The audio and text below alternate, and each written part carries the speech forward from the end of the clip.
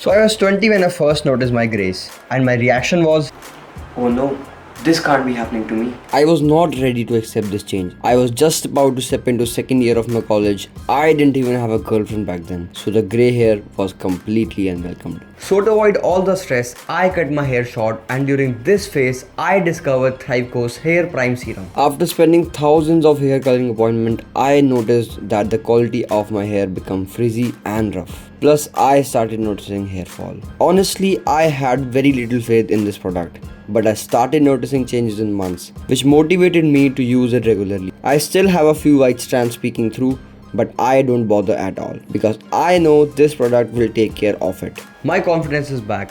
I have a girlfriend, and my white hair are being replaced by black hair. Life's good.